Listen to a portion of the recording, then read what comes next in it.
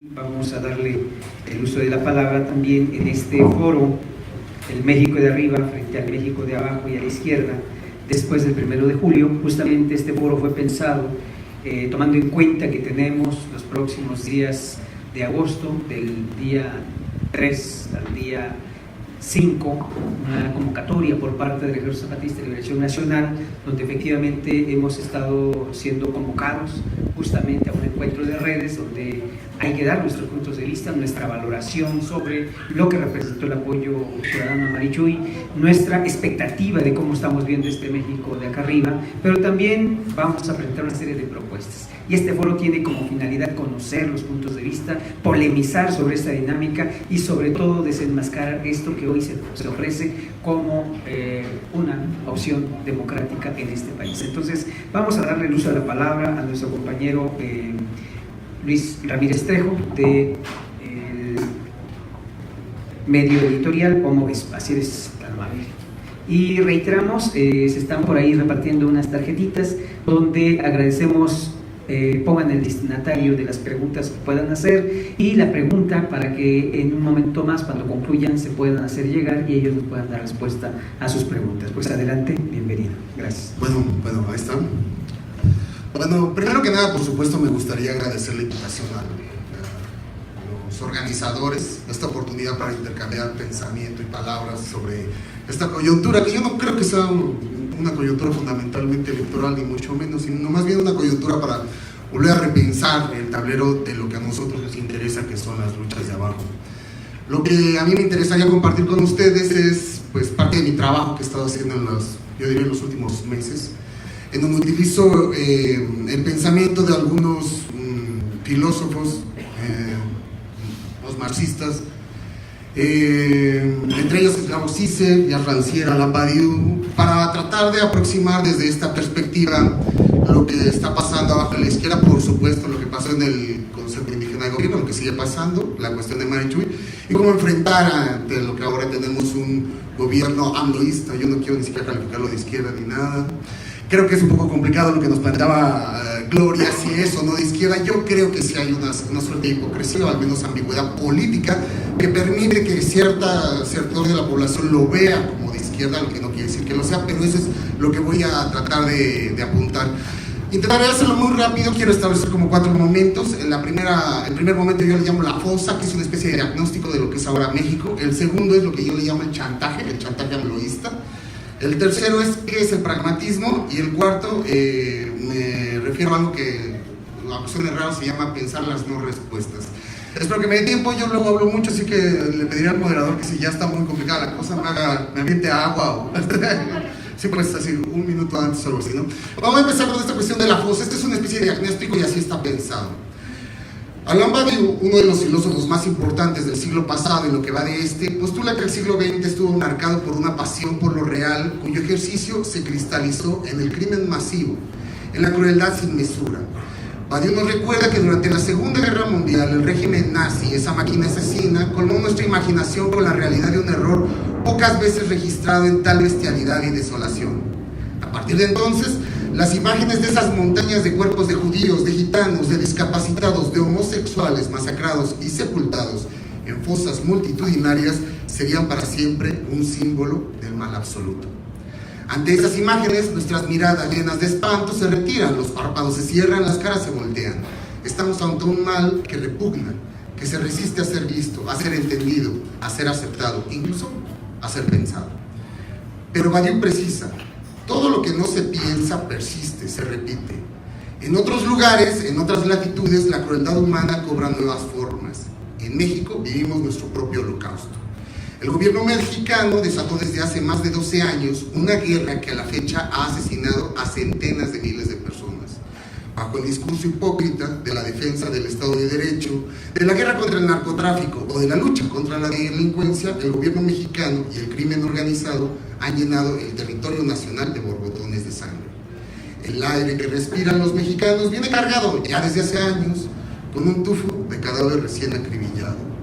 Bajo la complacencia y participación de todos los partidos políticos, las montañas de muchas regiones de nuestro país se han convertido en fosas clandestinas en las que los familiares de los desaparecidos se arriesgan en absoluta orfandad a buscar los restos de sus seres queridos.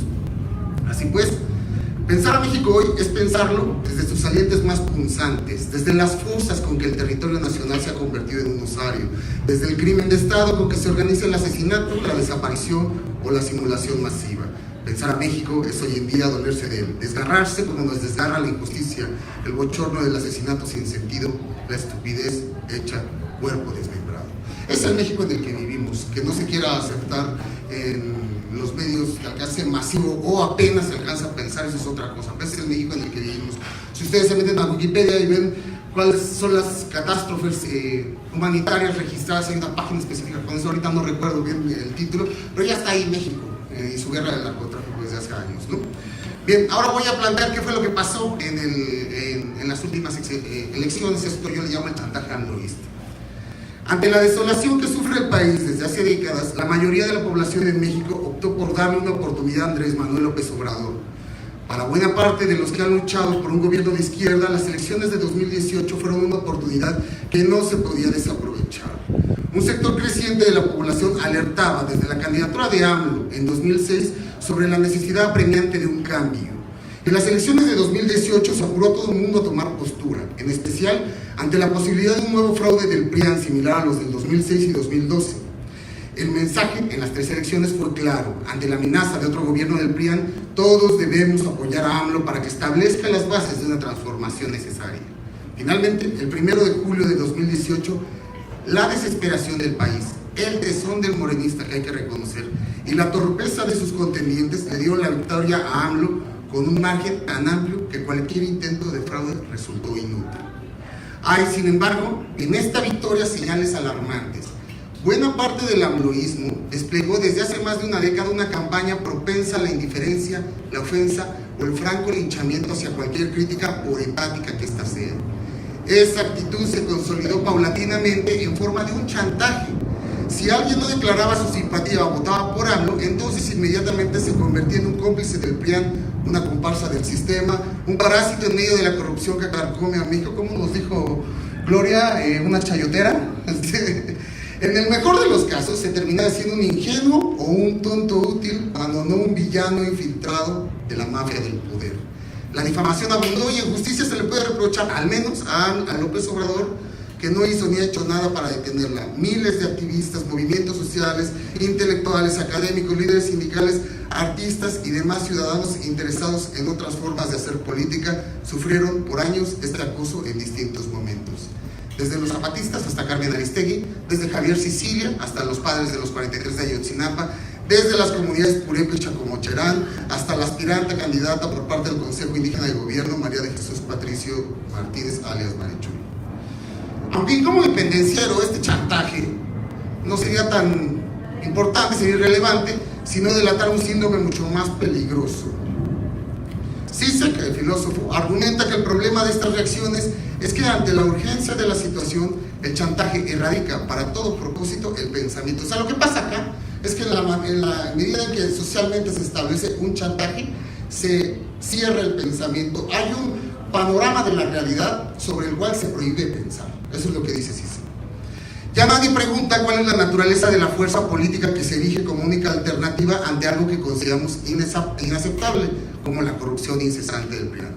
A partir de la instalación del chantaje, pocos se preguntan en serio si lo menos malo puede ser en algún sentido bueno, o qué condiciones son necesarias para que de veras sea algo bueno. Los pocos que se atreven a indagar públicamente son callados en la batahola del griterío o la censura del insulto cibernético. Deciden, en muchísimos casos, mascullar sus dudas en la intimidad de grupúsculos condenados al ostracismo.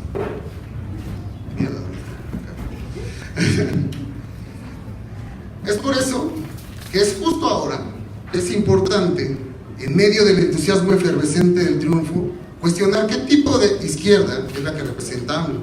Esa que arrasó en las urnas no por sus virtudes, sino por sus habilidades maquiavélicas. Y aquí retomo a la enseñanza básica de Maquiavelo. Maquiavelo no explica cómo emancipar a los pueblos, lo que explica es cómo llegar al poder y cómo mantenerse en el poder.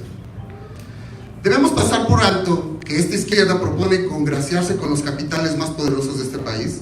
¿Acaso debemos olvidar que es justo esta izquierda la que ha incluido en sus filas a decenas de políticos corruptos, que no encontraron espacio para sus ambiciones en los partidos de los que provienen. Podemos estar seguros que no van a reproducir esa corrupción y ambición que han ejercido en otros lados. Debemos hacernos de la vista gorda con una izquierda que impulsa el desarrollo, con iniciativas extractivistas como la minería canadiense, la intensificación de la explotación petrolera o la explotación eólica del istmo de Tehuantepec. Debemos olvidar que es justo esta izquierda la que piensa que no es necesario subir impuestos ni siquiera a los más ricos de México para luchar contra la desigualdad. ¿No es eso seguir protegiendo los intereses de los que más tienen en uno de los países más desiguales del mundo? Debemos olvidar que es justo esta izquierda la que ha planteado una estrategia de seguridad con una Guardia Nacional que implica mantener la militarización de amplias regiones del país. No debió de menos López Obrador detallar un plan para desmilitarizar México, descriminalizar las drogas y perseguir el dinero sucio en bancos, empresas y partidos políticos. En concreto, no deberíamos preguntarnos, después de décadas de lucha, si esta izquierda es aún izquierda. Bueno, ¿cuánto me falta? 5 minutos, ok. Ante esto, lo que es evidente es que, como bien dice Gloria, en realidad no hay engaño. Tatiana Cloutier, en una de las entrevistas que tuvo hace un tiempo, lo dijo bien claro. Lo que se propone es una propuesta de centro, pero la pregunta es ¿qué es el centro? Al menos lo que tenemos de la experiencia internacional es que el centro no es otra cosa más que neoliberalismo y capitalismo explotador. No hay ni un solo ejemplo, con todo y el embate populista de los últimos 20 años en Sudamérica, ni uno que no haya caído en el extractivismo. Eso es lo que más se parece al centro. Así es que eso es lo que podemos esperar. Y ellos lo dijeron. Bueno, ya no sé dónde voy. Acá. Voy a avanzar un poquito y voy a tratar de proyectar qué es lo que podemos hacer ante esto. Yo lo que postulo es que ante esta prohibición del pensamiento, ante esta especie de ideología que dice que hay ciertas cosas que no debemos de cuestionar, por ejemplo, la base capitalista de nuestra sociedad, lo que hay que hacer es abrir el horizonte del pensamiento. ¿Y cómo fregados hacemos eso? Pues pensar. ¿Pero qué es pensar? Primero es detenerse. Como decía Zizek, en una situación desesperada en que nos encontremos enfrentados a una falsa elección de muchas derechas, deberíamos primero reunir coraje, no votar, abstenerse y empezar a pensar. ¿Pensar nos permite salir de este infierno? Posiblemente no, al menos no de manera inmediata. Sin embargo, pensar ayuda a entender que ante la incertidumbre que nos presenta la realidad, es bueno saber que las soluciones pueden venir en forma de no respuestas.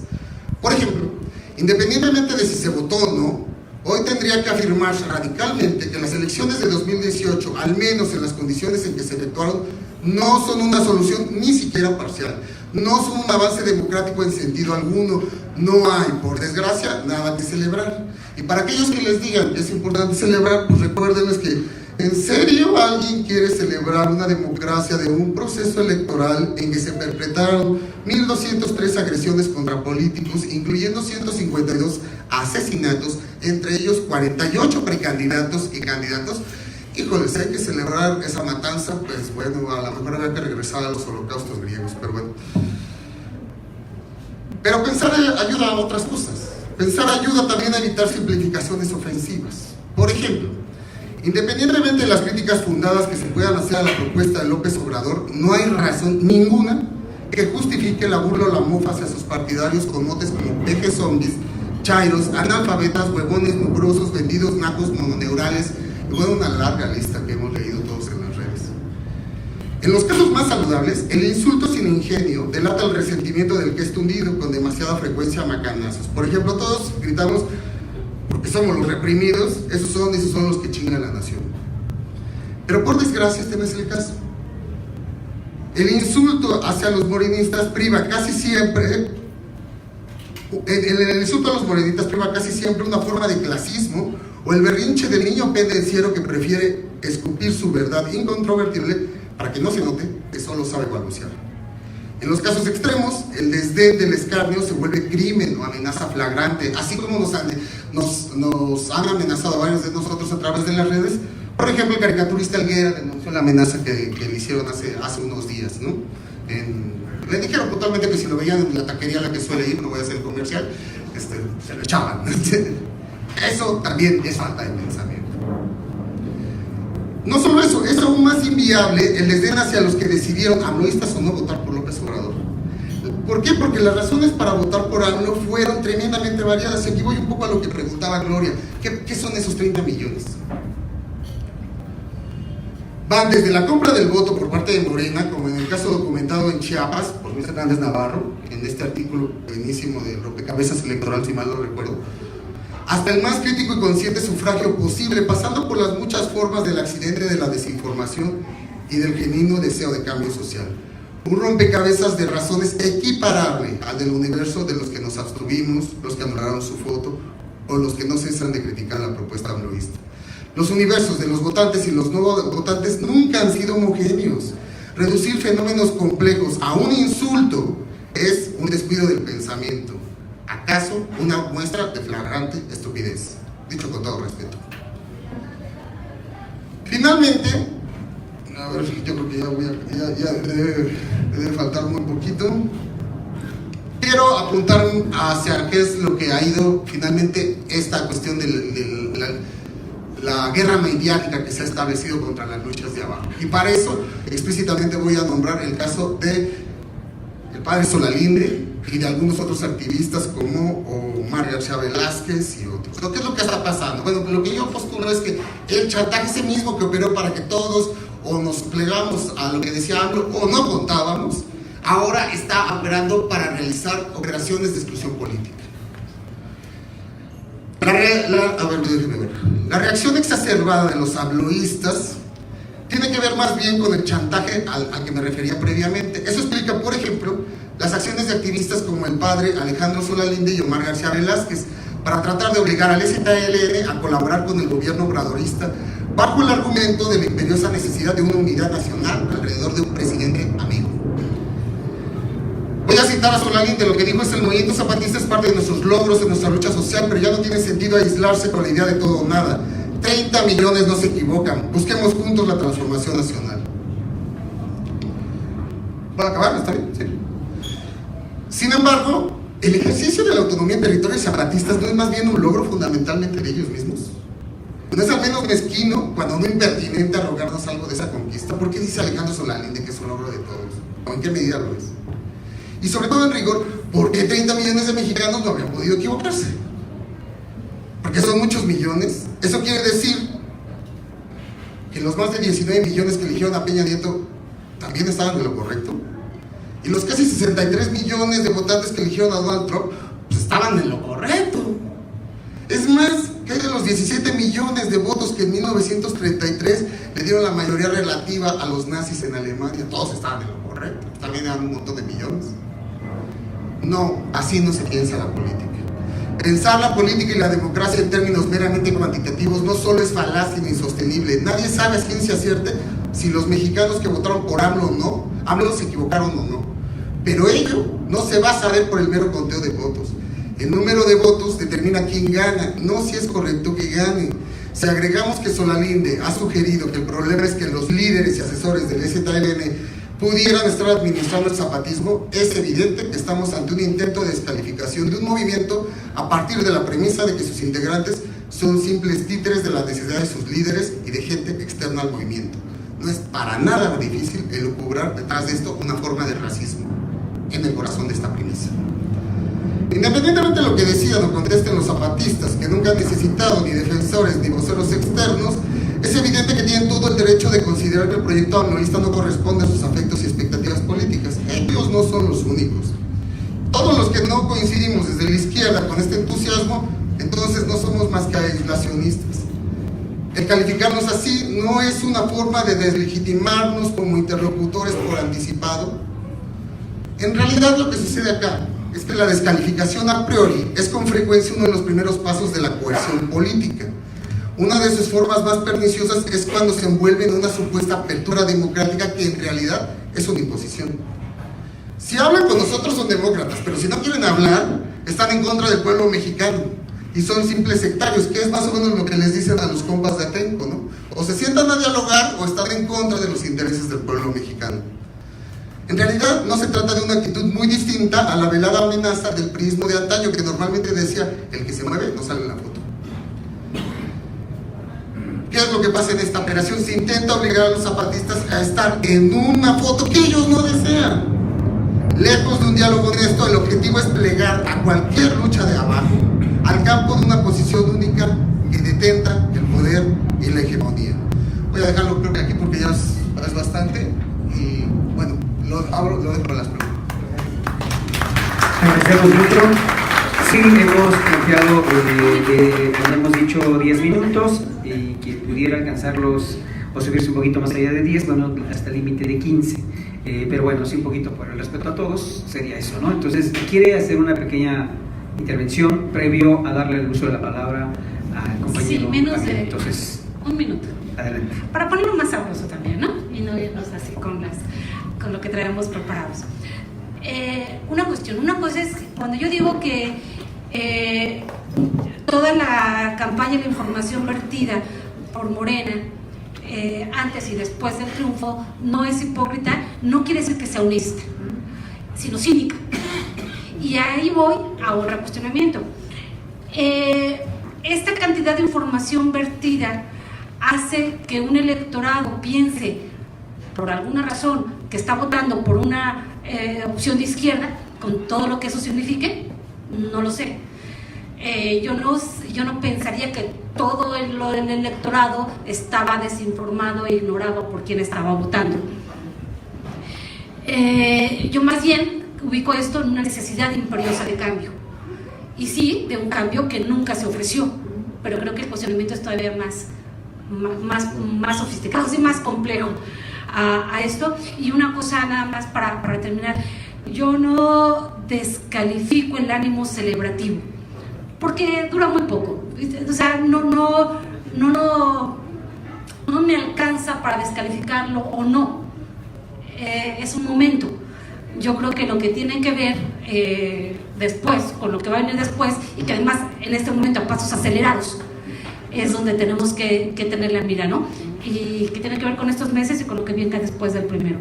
Entonces, como me saltó mucho esto de la celebración, y también me saltó mucho esto de no votar, cuando muchos que venimos de una formación pro-zapatista o zapatista, pensamos que votar o no votar no es el problema, ¿no? Sino literalmente, aunque sea una consigna, cómo nos organizamos. Muy bien, pues vamos a pasar, gracias por la intervención. Y justamente en el marco de lo que han convocado nuestros hermanos del Ejército Zapatista y que convocó el Congreso Nacional Indígena y el Consejo Indígena de Gobierno, de que votes o no votes, la premisa fundamental es organizarse. Efectivamente, desde el proceso de organización del apoyo ciudadano logramos constituir una coordinación metropolitana de anticapitalista y antipatriarcal, y nosotros desde que nos constituimos como tal sí declaramos el nulo reconocimiento a quien pudiera resultar de este proceso electoral. No nos representa definitivamente, y anteponemos como una oportunidad de lucha y de resistencia, y quien realmente nos representa es el Consejo Indígena de Gobierno y su vocera Marichuy, muy a pesar de todos los escarnios, discriminaciones, etcétera, etcétera, que se dieron en este apoyo ciudadano.